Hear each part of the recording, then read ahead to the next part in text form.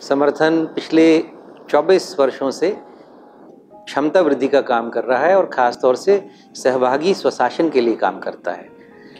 पंचायतों की क्षमता वृद्धि हमारा एक महत्वपूर्ण काम है। इस काम को करने के लिए हमने ये तय किया है कि आपके बीच में फिल्म के माध्यम से इस श्रृंखला को प्रस्तुत करें। आशा है आपको ये अच्छी लगेगी। जनतंत्र में ग्राम पंचायतें एक संवैधानिक इकाई है। इसलिए ज़रूरी है कि ग्राम पंचायतें अपनी बैठकों को व्यवस्थित रूप से संचालित करें। एक अच्छी ग्राम पंचायत की बैठक का मतलब है कि एक ऐसी बैठक जिसमें सभी लोग यानी पंचायत के सभी चुने हुए प्रतिनिधि भाग लें। उसमें पंच भी आए, उपसरपंच भी हों, पंच भी हों, पंचायत के कर्मचारी जैसे पंचायत सचिव वगैरह भी उपस्थित हों। तो सबसे ज़रूरी है जब ज़्यादा लोग पंचायत की बैठक में भागीदारी करते हैं तो अच्छी चर्चा और अच्छे निर्णय और सहभागिता के निर्णय होने की परिस्थिति बनती है। और इसके साथ ही जिस बैठक में महिला पंचों को, कमज़ोर वर्ग के पंचों को, इनको संजीदगी से सुना जाता है, इन्हें उपेक्षित नहीं किया जाता है, तो वह पंचायत एक सशक्त और आदर्श पंचायत के रूप में दिखाई देती है। बिल्कुल ठीक कहा आपने कि इसमें ऐसा माहौल बने जहां सब लोग अपनी बातचीत और अपने विचार खुलकर प्रस्तुत करने के लिए अपने आप को महसूस करें कि वो ये सब कर सकते हैं। तो अब हम लोग एक फिल्म देखते हैं कि किस तरह से एक अच्छी बैठक पंचायत की हो सकती है।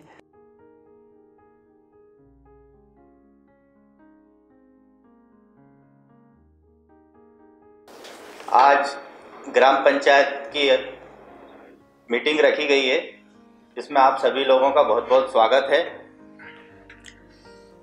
उप सरपंच साहब, आप ये देखिए कोरम पूर्ण हो गया क्या? अपना कोरम पूर्ण हो गया। देखिए, अभी हमने देखा फिल्म में कि सरपंच जी उप सरपंच से पूछते हैं कि देखिए कोरम पूरा हुआ या नहीं। अब हम इस कोरम को समझते हैं। कोरम का अर्थ ये हुआ कि जितने पंचायत के चुने हुए प्रतिनिधि हैं उनमें से आधे लोग इस बैठक में उपस्थित होना अनिवार्य है। कोरम के बारे में जानकारी लेने के बाद में अब सचिव महोदय एजेंडा पढ़ते हैं और एजेंडा 7 दिन पहले सार्वजनिक कर दिया जाता है और एजेंडा जो बनाया जाता है सचिव द्वारा वह सभी पंचायत प्रतिनिधियों से पूछकर बनाया जाता है। सचिव महोदय, आप आज का एजेंडा पढ़ के सुनाइए सभी को। जैसा कि आज हमारी ग्राम पंचायत की मासिक बैठक का आयोजन किया गया है और हमारे अध्यक्ष महोदय की अनुमति के अनुसार हमने आज जो एजेंडा हमने हमारी मीटिंग में शामिल किया है वो आपको एक बार उससे अवगत करा दूँ। हमारे आज के एजेंडा है कि जो पूर्व की बैठक हमने की थी उसमें जो भी हमने काम लिए थे उनका प्रस्तुतिकरण कर, जो अपने अभी करंट में जो काम चल रहा है उन कार्यों की समीक्षा होनी है। दूसरा, जो भी हितग्राहीमूलक कार्य है मनरेगा योजना के अंतर्गत या पंचायत के अंतर्गत उनको लेना है। पानी की व्यवस्था के लिए टंकी के ऊपर भी अपने को चर्चा करनी है। जो जीपीडीपी जो ऑनलाइन ग्राम पंचायत के माध्यम से तैयार की गई उनको भी इसके बीच में रखना है और जो अपने डीबीआर जो आरसीसी रोडों के लिए अपने डीबीआर तैयार की थी उनको ऊपर भी चर्चा करनी है। और देर एक टैक्स का भी हमने एक रखा था कि जो सफाई के लिए और ये नल जल योजना जो ऑफिशियल अपन लागू करेंगे उसमें अपने को एक टैक्स कलेक्शन रखना है, उसके ऊपर भी अपन तो चर्चा करेंगे। तो हमेशा एजेंडा को समाप्त करने के पहले कि एजेंडा पूरा हो गया, लोगों की सलाह लेना आवश्यक है कि क्या वो कुछ नया जुड़वाना चाहते हैं। जो एजेंडा सचिव महोदय द्वारा पढ़कर सुनाया गया है, इस एजेंडे में ऐसी कोई चीज जो समस्या बची हो या जो इसमें जुड़वाना चाहते हैं आप लोग कोई बताएं। हाँ, छोड़ गए जो हम बताएं कि यहाँ पे गांव की समस्या है कि जैसे गांव में लड़कियां बाहर स्कूल नहीं जाती तो यहाँ पे 12वीं तक स्कूल होना चाहिए। जैसे हम लोग तो अनपढ़ रह गए पर हमारे बच्चे के भविष्य के लिए तो गांव में 12वीं तक स्कूल होने चाहिए। इसमें जोड़िए। और कोई ऐसा मुद्दा है आप लोगों के तरफ से? मतलब मैं ये चाह रहा था कि अपने गांव से बमुलिया जो गांव है काफी दूर है, कच्चे में कीचड़ में लोगों को बहुत परेशानी होती है। हाँ, तो उचित मूल्य की जो दुकान अपने यही अपने गांव में उपस्थित हो। ठीक है, ठीक है। सचिव महोदय इसको जोड़िए राशन की दुकान का।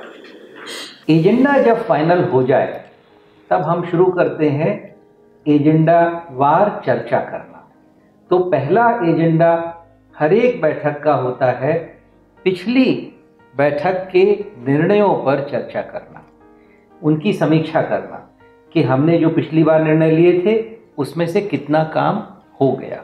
ये लोगों को जोड़ने के लिए भी आवश्यक है, उनको प्रोत्साहित करने के लिए भी आवश्यक है कि वो बैठक में अच्छे से भाग लें, क्योंकि उन्हें महसूस होता है कि उनके द्वारा पिछले निर्णयों को पूरा किया गया है।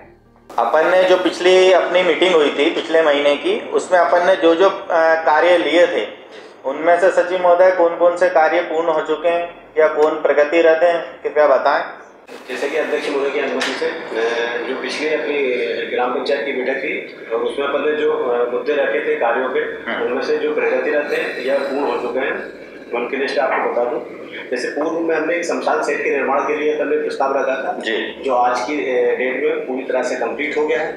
देन अपन ने सेकंड था शमशान सेट में पेपर ब्लॉक लगना था और उनकी सेटिंग होनी थी, वो काम भी आज की डेट में 90% पूर्ण हो चुका है। जन भागीदारी योजना के अंतर्गत हमने एक बाउंड्री वाल निर्माण का एक कार्य लिया था जो लगभग 100% कंप्लीट हो गया, 1 या 2 दिन में वो भी फाइनल हो जाएगा। हमारे यहाँ जो विधायक निधि के माध्यम से 5 लाख का बकल स्वीकृत हुआ था, उसमें हम 4 लाख रुपए का पे कर चुके हैं और 1 लाख रुपए की राशि अभी हमारे पास उसकी शेष है और उसका शेष काम बचा है तो वो शीघ्र उसको भी पूर्व करा लेंगे। ऐसे हमारे आंगनबाड़ी भवन जो पूर्व में हमारी आंगनबाड़ी कार्यकर्ता भी आई थी, उनकी एक समस्या है कि गाँव में उन्हें जो जगह किराए से उपलब्ध है वहाँ वो ठीक से व्यवस्था कर नहीं पा रही है, तो वो बिल्डिंग भी हम 7,80,000 रुपये की सेंशन थी, जिसमें से हम लगभग 5,20,000 रुपये का काम कर चुके हैं और जैसे शेष राशि हमें शासन के माध्यम से प्राप्त हो जाएगी तो उसका शेष जो काम बचा है उसे कंप्लीट करा के हम आंगनबाड़ी में उसको सौंप देंगे। ठीक है। और पानी की टंकी के लिए जो एक सर्वे के लिए जब हमने डिस्कस किया था, उस सर्वे के लिए हमने टीम भी गठित कर दी है और वो टीम गाँव में उसका विजिट करके उसका मूल्यांकन भी कर रही है। और इसलिए सरपंच उपस्थित सदस्यों से पूछते हैं कि वो पिछली बैठक की जो समीक्षा प्रस्तुत की गई है या जो कार्यों का विवरण किया गया है वो उससे संतुष्ट हैं या नहीं है। कहीं ऐसा तो नहीं कि सचिव ने खुद अपने मन से कुछ लिख दिया हो और लोगों ने उसे ज़मीन पर देखा ही ना हो। तो इसलिए वे निर्माण कार्यों के भौतिक सत्यापन की योजना भी बनाते हैं। ये जो सचिव महोदय ने कार्यों को आपको बताया है और इसके साथ साथ जो जानकारी जितना पैसा खर्च हुआ है, कितना बाकी है, ये सब जानकारी आपको दी है, आप इससे संतुष्ट हैं? जी संतुष्ट हैं और अपन सर्वे भी कर लेंगे, देख भी लेंगे उसको। हाँ ठीक है। अपन सारे ये जो कार्य हो रहे हैं इनको अपन अभी निर्माण समिति के सदस्यों के साथ, उप सरपंच महोदय के साथ, पंचों के साथ चल के, और मैं खुद स्वयं भी चलूँगा उसमें और अपन इनकी समीक्षा करेंगे जो भी निर्माण कार्य हुए हैं ये क्या गुणवत्तापूर्ण हुए हैं, है ना, ये सब अपन चल के देख लेते हैं। ठीक है। जैसा कि अपन ने पिछली मीटिंग में लिया था कि हमारे गांव में नल जल योजना का जो अपन ने प्रस्ताव करा था ग्राम सभा में, तो उस पर अपनी कार्रवाई हो चुकी है, अपने यहाँ नल जल योजना स्वीकृत हो चुकी है। उसका अपन सर्वे भी करा रहा है, प्रत्येक गाँव में कितने परिवार हैं, कितने लोगों को, किस परिवार को कितना पानी लगेगा, तो उसका एक मोटा मोटा आंकड़ा अपन निकल के आ जाएगा कि पूरे गांव में इतना पानी लगना है। ये तो अपना सर्वे हो जाएगा। दूसरा उसमें क्या है कि जितने की भी नल जल योजना स्वीकृत होती है उसका 3% अपने को शासन को जमा कराना है। तो एक तो उसके लिए अपने को फंड की व्यवस्था करना है, दूसरा आप उसके लिए कर्मचारी रखना है, बिजली का बिल है, इन सब चीज़ों के लिए, उसके रखरखाव के लिए, इन सब चीज़ों के लिए अपने को क्या करना चाहिए? मेरा मानना ये है सचिव महोदय कि अपने को एक टीम गठित करना चाहिए, समिति जो क्या कि टैक्स कलेक्शन करेगी और उस टंकी की देख रेख की जिम्मेदारी भी उस समिति की रहेगी। हम कितना टैक्स रखें जिससे हमारे 3% राशि का और महीने का कर्मचारी का, उसकी रखरखाव का की व्यवस्था हो सके। 1000 एक मकान से ठीक है, राशि 1000 रुपये एक परिवार से अपन लेके 3% राशि जमा कर सकता। ठीक है, क्यों भैया ठीक रहेगा 1000 रुपये? जो गरीब है जो 500 रुपये दे सकेगा, जो कम से कम उनका पानी की भी कमी जैसी, ठीक है, तो वो 500 रुपये दे देंगे। अपन जो अभी 3% राशि अपने को देना है, तो अपन एक काम करते हैं, इसके लिए 1000 रुपये उन परिवारों से ले लेते हैं कि जो सक्षम है और जिनको ज़्यादा भी पानी की आवश्यकता पड़ती है, और जो सक्षम नहीं है और जिनको कम पानी चाह रहा है उनसे अपन 500 रुपये ले लेते हैं, तो वो अपने लिए 3% राशि के लिए पर्याप्त रहेगा। और अपन 100 रुपये की व्यवस्था ऐसा करते हैं कि 100 रुपये प्रत्येक परिवार से ले लेते हैं, जिनसे महीने के कर्मचारी का, उसका मेंटेनेंस का और बिजली के बिल की व्यवस्था हो सके। नहीं भाई, अच्छा सर, एक बात है, किसी ने तो 500 लीटर लिया है, उससे अपन 50 ले रहे हैं, किसी ने 5000 लीटर ले लिया, उससे 50 ले रहा है। इससे अच्छा क्यों ना एक मीटर की व्यवस्था भी शुरू कर दी जाए। देखिए, आपने जो प्रश्न रखा है कि अपन मीटर की इसमें व्यवस्था करें, तो जहाँ तक मेरी जानकारी है, नल जल योजना पीएचई विभाग का कार्य है और वही करेंगे। अपन सिर्फ ग्राम पंचायत उसकी निगरानी करेगी कि काम गुणवत्तापूर्ण हो रहा है कि नहीं हो रहा है, तो उसमें मीटर की ऐसी कोई व्यवस्था नहीं है। तो इसलिए अपन उसका शुल्क कम ज़्यादा कर सकते हैं, ये कर सकते हैं। ये जो अपन ने नल जल योजना का प्रस्ताव लिया है, इसमें अपन एक काम करते हैं, जो परिवार सक्षम है उनसे 100 रुपये लेंगे और जो सक्षम नहीं है उनसे अपन 50 रुपये का रखेंगे। तो ये प्रस्ताव अपन पारित करना है, ठीक है ना? ठीक, धन्यवाद आपको। जैसा आपने देखा कि एक महत्वपूर्ण एजेंडा आज की बैठक का था कि अपनी पंचायत में नल जल योजना का प्रस्ताव अनुमोदित करना। पानी के लिए जो समस्या निकली थी, उसके लिए तय हुआ कि एक नल जल की योजना बनाई जाएगी। आपने देखा कि उसमें लोगों के साथ काफ़ी विस्तार से चर्चा हुई। लोगों ने बहुत सारे विकल्प बताए। एक पंचायत की तरफ से प्रस्ताव आया कि सभी लोगों को जल कर देना होगा। ये जो आपने इस चर्चा में ये भी देखा कि जल कर को लेकर जो बहुत सारे पंच थे, जो गरीब परिवारों से हैं, महिलाओं ने ये बात उठाई कि उनके लिए इतना पैसा दे पाना मुश्किल होगा, एक जैसा पैसा सब लोग दें ये संभव नहीं है। इसलिए पंचायत ने ये निर्णय लिया कि गरीब परिवारों से कम पैसा लिया जाएगा और जो सबल परिवार हैं वो पूरा पैसा देंगे। ये समतामूलक व्यवस्था बनाना पंचायत की जिम्मेदारी है। हर एक वर्ग के हितों को ध्यान में रखना पंचायत की जिम्मेदारी है। इसलिए बैठकों के निर्णय में अलग अलग चश्मे से, अलग अलग मूल्यों से निर्णयों को लेना पंचायत की भूमिका का हिस्सा है। योगेश जी, वो जो अभी तक हुआ है उसको दोहराती हूँ कि बैठक में सबसे पहले कोरम की जानकारी ली जाती है, फिर एजेंडा पढ़कर सुनाया जाता है।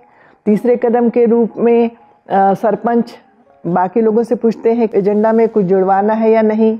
इसके बाद पिछली बैठक की समीक्षा या कार्यों की प्रगति देखी जाती है।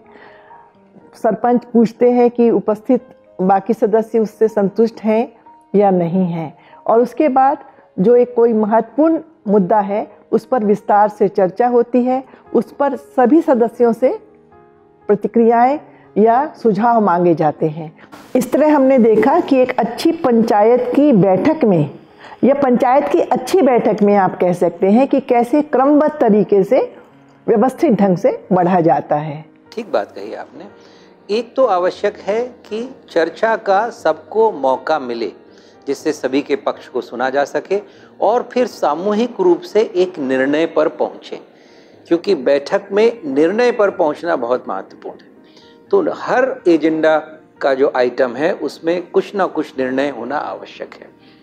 जब ये सारे निर्णय एजेंडा के आधार पर हो जाते हैं, तब लिए गए निर्णयों को पढ़कर सुनाना ये सचिव की जिम्मेदारी है, या पंचायत के कोई व्यक्ति ये निर्णय ले जिससे सभी लोग सुन सकें कि उन्होंने क्या निर्णय लिए। जैसा कि आज हमारी ग्राम पंचायत की बैठक में जो निर्णय हुए मैं उनसे एक बार आपको अवगत करा दूँ। जैसा कि निर्माण एवं विकास समिति जो अपने ग्राम पंचायत के प्रगतिगत कार्य हैं उनका निरीक्षण करेंगे और उनका भौतिक सत्यापन भी करेंगे और उनकी क्वालिटी का मैपिंग भी करेंगे। जैसे पेयजल योजना चालू होगी तो जो हमारे सक्षम परिवार है उनके लिए 100 रुपये महीना और जो हमारे निम्न परिवार है उनके लिए 50 रुपये महीने का मामला चलेगा। जैसा कि हाई स्कूल की बिटियाओं को जो दूर जाना पड़ता था उसके लिए जो हाई स्कूल के लिए अपने को एक प्रस्ताव आया, उसका ग्राम पंचायत के माध्यम से प्रस्ताव तैयार करके जिला शिक्षा अधिकारी को हमें प्रेषित करना, ये हमारे आज के निर्णय हुए। ठीक है, आज की ग्राम पंचायत में जो ये निर्णय लिए गए हैं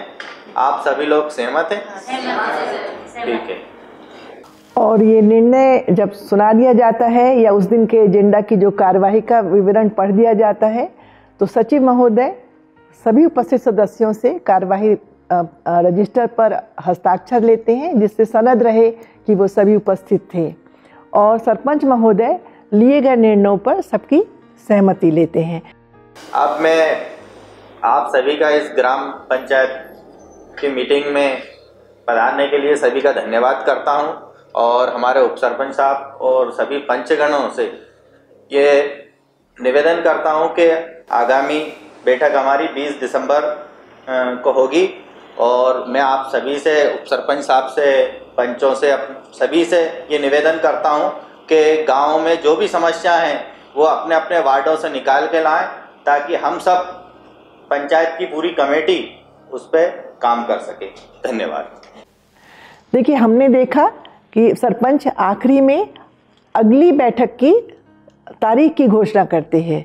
तारीख की घोषणा इसलिए महत्वपूर्ण है कि लोग अगली बैठक के लिए तैयार रहें। अगली बैठक में एजेंडे में यदि वो कुछ मुद्दे जुड़वाना चाहते हैं तो उसके लिए भी वो तैयारी करते रहें। जैसा आपने कहा कि जब पंचायतें अपनी बैठकें नियमित करती हैं, समय के हिसाब से करती हैं, कोरम पूरा करके करती हैं, सभी सदस्यों को सुनती हैं, कमज़ोर वर्गों के हितों को ध्यान में रखती हैं, तो लोगों की पंचायत के प्रति विश्वास भी बढ़ता है और पंचों का बैठक में उपस्थिति के प्रति रुचि भी बढ़ती है और तभी हम सक्रिय पंचायत की व्यवस्था को चला सकते हैं, तभी वो एक सरकार के रूप से काम कर सकती है, लोगों के हितों में के अनुसार वो काम करने के लिए तैयार होती है। ये भी ज़रूरी है कि कई बार बैठक में जो कुछ कहा गया देखें कि हाँ वास्तव में जैसा रिपोर्ट में प्रस्तुत किया गया था उसी तरह की प्रगति है या नहीं। तो इस बैठक के बाद में इस पंचायत के सभी सदस्य मिलकर भौतिक सत्यापन के लिए जा रहे हैं।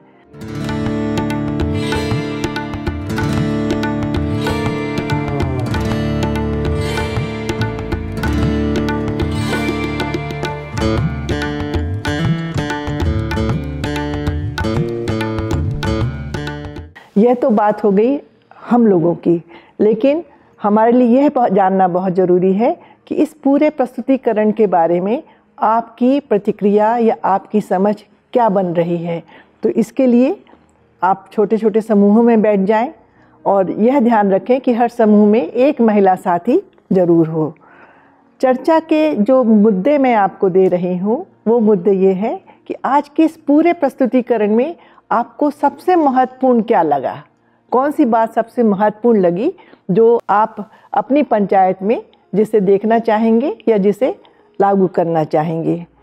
आज की बैठक जो हमने देखी अच्छी एक बैठक थी जिसमें महिलाओं ने बहुत भागीदारी की। तो महिलाओं की भागीदारी पर वो किस तरह की भागीदारी थी, इसमें कौन सी बातें आपको अच्छी लगी, इस पर भी आप 3-4 बिंदुओं पर विचार करिए कि महिलाओं की भागीदारी पर आपकी क्या विचार हैं। आप आज की जो बैठक के हम लोगों ने चित्र देखे या हमारी बातचीत आपने से सुनी, वो एक समतामूलक समाज के बनाने के नज़रिए से आप इस पूरे प्रस्तुतिकरण के बारे में अपने विचार आपस में सलाह करिए, चर्चा करिए और फिर हमें बताइए। और हमारा जो आज का ये प्रशिक्षण है, ये प्रशिक्षण आपको कैसा लगा, इसमें आप क्या संशोधन चाहते हैं या कुछ आपको लगा कि कुछ नई बातें आनी चाहिए, ये आप आपस में चर्चा करके और आपके साथ में जो प्रशिक्षक हैं उनको बतलाइए, जिससे हमें बेहतर प्रशिक्षण कार्यक्रम बनाने में मदद मिलेगी।